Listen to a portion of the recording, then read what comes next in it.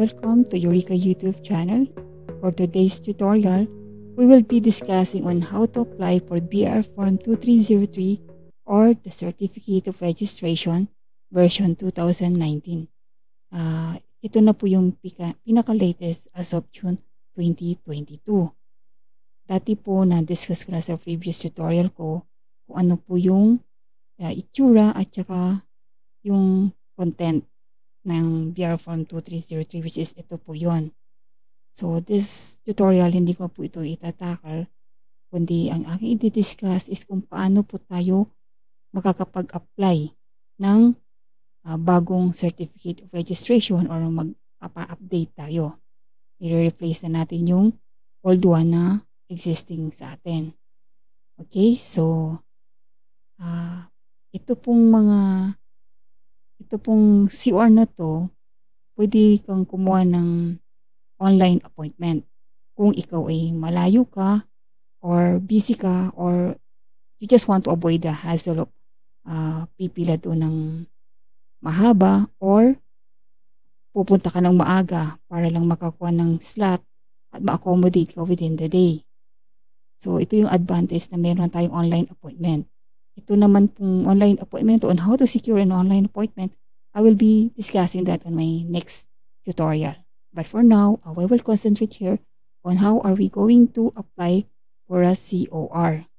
So yun, first one is kumuha ka ng online appointment. Second, pwede ka na rin mag-walk-in kung ikaw naman ay malapit lang naman doon sa district office kung saan ka register. Okay, so whichever is convenient sa iyo. Okay, but I assume na kunwari nakakuha ka na ng online appointment mo.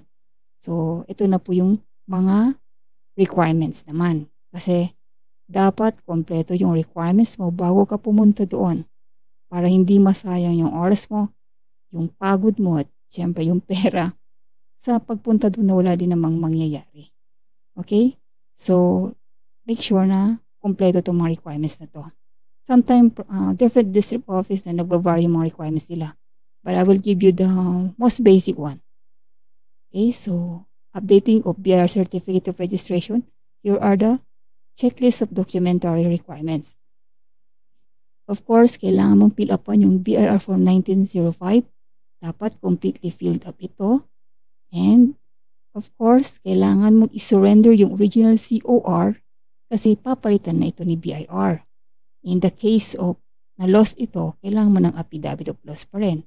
And mayroon corresponding penalty na 1,000 for lost COR. So, kailangan ingatan niyo yung mga document niyo para hindi kayo ma-penalize.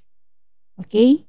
And of course, kailangan ng government-issued ID. Mayroon kang valid government-issued ID to confirm na yung identity mo na ikaw talaga yung may-ari ng business na yun na nire-replace mo yung COR. But, in the case na masilip ng BIR sa system nila na as a primary COR, meron ka pang mga dapat na i-renew or i-update. So, i-require din nila yon. Let's say, for example, hindi updated yung books of accounts mo. Or, mag-expire na or malapit na mag-expire or expired na ang iyong authority to print. So, sinisilip nila minsan lalo sa mga district office na mahigpit ang kanilang RDO or yung mga chief nila. Okay? So, in the case naman na authorized representative lang yung maglalakad, dapat meron kang special power of attorney, notaryado. Hindi na pwede yung katulad ng dati na authorization letter lang will do. But this time, due to data privacy, ito na yung nire-require ng BIR. And second, since hindi mo naman ibibigay yung original ID mo sa kanya, Xerox lang. Pero kailangan mayroong 3 specimen original signature mo. And of course, kailangan may valid ID din yung authorized representative mo. Okay? In the case naman na yung taxpayer is a non-individual, example, mga corporation or a non-profit organization, iba naman po, may mga additional requirements. So, ito po, kailangan ng board resolution or secretary certificate indicating the purpose and the name of the authorized representative. And syempre, kailangan din nung ID yung representative at yung nag-authorize sa representative na yun. It should be the secretary, the president, or the chairman ng company na yon. And also, kailangan din nung yung Xerox ID with 3 specimen signature din. And in addition to this, kung yung ID nung nag-authorize ay hindi ID na relevant sa corporation, dapat yung GIS ng corporation o yung sa kanyang articles and bylaws, nandoon yung kanyang name as the secretary or chairman or the president of the company.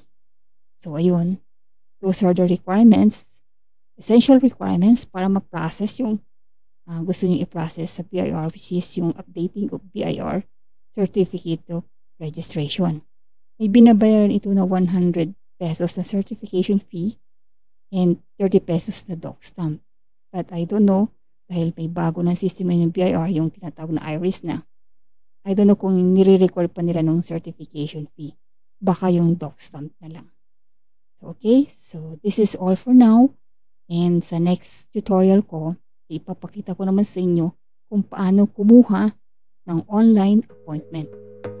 This is all for now. Thank you for listening and I hope nakatulong ito sa inyo. God bless.